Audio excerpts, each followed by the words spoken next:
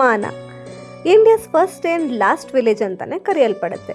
ಈ ಮಾನ ಇರೋದು ಉತ್ತರಾಖಂಡ ರಾಜ್ಯದ ಬದ್ರಿನಾಥ್ ಟೆಂಪಲ್ನಿಂದ ಕೇವಲ 4 ಕಿಲೋಮೀಟರ್ ದೂರದಲ್ಲಿ ಮಾನ ವಿಲೇಜ್ನ ನಾವು ನೋಡ್ಬೋದು. ಈ ಮಾನ ವಿಲೇಜ್ ಸಾಕಷ್ಟು ವಿಶೇಷತೆಗಳನ್ನು ಒಳಗೊಂಡಿದೆ. ಅದೇನಂತ ನಾನು ನಿಮಗೆ ತಿಳಿಸ್ಕೊಡ್ತೀನಿ. ಈ ಮಾನ ವಿಲೇಜಲ್ಲಿರುವ ಈ ಟೀ ಶಾಪ್ನ India's first and last tea shop ಅಂತ ಕೂಡ ಕರೀತಾರೆ. ಇನ್ನೊಂದು ವಿಷಯ ಏನಪ್ಪಾ ಅಂತ ಹೇಳಿದ್ರೆ, ನಮ್ಮ ಮಹಾಭಾರತವನ್ನು ಇದೇ ಜಾಗದಲ್ಲಿ ವ್ಯಾಸರು ರಚನೆ ಮಾಡಿದ್ರು ಅಂತ ನಂಬಲಾಗತ್ತೆ. ಇಲ್ಲಿದೆಯಲ್ಲ, ಇದೇ ವ್ಯಾಸ ಗುಹೆ. ಇದೇ ಗುಹೆಯೊಳಗೆ ವ್ಯಾಸರು ಮಹಾಭಾರತವನ್ನು ರಚನೆ ಮಾಡಿದ್ರು ಅಂತ ಹೇಳಿ ನಂಬಲಾಗುತ್ತೆ. ಇದರ ಪಕ್ಕದಲ್ಲೇ ಗಣೇಶನ ಗುಹೆಯನ್ನು ಕೂಡ ನಾವು ನೋಡ್ಬೋದು. ಹಾಗೆಯೇ ಈ ಗ್ರಾಮದಲ್ಲಿ ಒಂದು 60ರಿಂದ 70 ಕುಟುಂಬಗಳು ವಾಸವಾಗಿದೆ.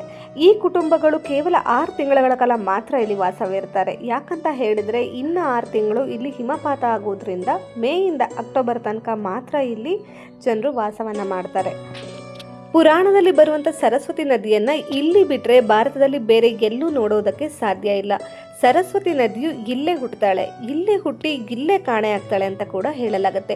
ಯಾಕೆ ಕಾಣೆ ಆಗ್ತಾಳೆ ಅನ್ನೋದ್ರ ಹಿಂದೆ ಕೂಡ ಒಂದು ಕತೆ ಇದೆ.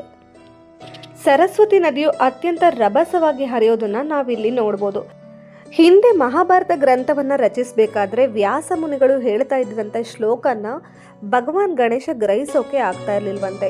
ಕಾರಣ ಯಾಕಪ್ಪ ಅಂತ ಹೇಳಿದರೆ, ಸರಸ್ವತಿ ನದಿಯು ಅತ್ಯಂತ ರಭಸವಾಗಿ ಹರಿತಾ ಇರ್ತಾಳಂತೆ. ಆ ಒಂದು ರಭಸಕ್ಕೆ ಗಣೇಶನಿಗೆ ಶ್ಲೋಕವನ್ನು ಗ್ರಹಿಸೋಕ್ಕಾಗ್ತಾ ಇರಲಿಲ್ಲ. ಇದೇ ಕಾರಣಕ್ಕೆ ವ್ಯಾಸ ಮುನಿಗಳು ಸರಸ್ವತಿ ನದಿಗೆ ಮುಂದೆ ನೀನು ಗುಪ್ತಗಾಮಿನಿಯಾಗಿ ಹರಿ ಅಂತ ಶಾಪ ಕೊಟ್ಟರು ಅಂತ ಹೇಳಲಾಗತ್ತೆ. ಅಲ್ಲಿಂದ ಇಲ್ಲಿವರೆಗೂ ನಾವು ಸರಸ್ವತಿ ನದಿಯನ್ನು ಕೇವಲ ಈ ಜಾಗದಲ್ಲಿ ಬಿಟ್ಟರೆ ಭಾರತದಲ್ಲಿ ಬೇರೆ ಎಲ್ಲೂ ನೋಡೋದಕ್ಕೆ ಸಿಗೋದಿಲ್ಲ. ಹಾಗೆ ಮಾನೆಯಿಂದ ಮುಂದೆ ಹೋದರೆ ಸ್ವರ್ಗಕ್ಕೆ ದಾರಿ ಅಂತ ಹೇಳ್ತಾರೆ. ಸ್ವರ್ಗಕ್ಕೆ ಹೋಗಬೇಕು ಅಂತ ಹೇಳಿದರೆ ಇಲ್ಲಿಂದಾನೇ ಹೋಗೋದು ಅಂತ ಹೇಳ್ತಾರೆ. ಹಿಂದೆ ಪಾಂಡವರು ಕೂಡ ಸ್ವರ್ಗಕ್ಕೆ ಹೋಗಬೇಕಾದ್ರೆ ಇಲ್ಲಿಂದಾನೇ ಹೋದರು ಅಂತ ನಂಬಲಾಗುತ್ತೆ.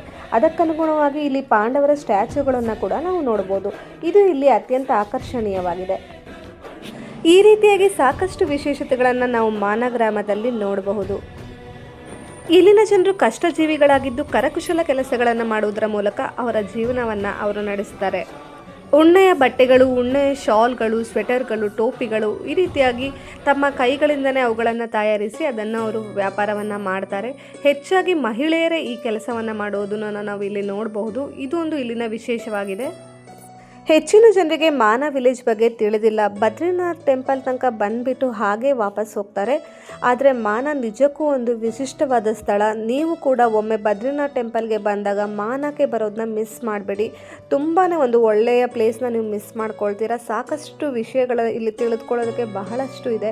ಹಾಗಾಗಿ ನೀವು ಬದ್ರಿನಾಥ್ ಟೆಂಪಲ್ಗೆ ಬಂದಾಗ, ಚಾರ್ಧಾಮ್ ಯಾತ್ರೆಗೆ ಬಂದಾಗ ಮಾನ ವಿಲೇಜ್ಗೆ ಮಿಸ್ ಮಾಡದೆ ವಿಸಿಟ್ ಮಾಡಿ. Thank you.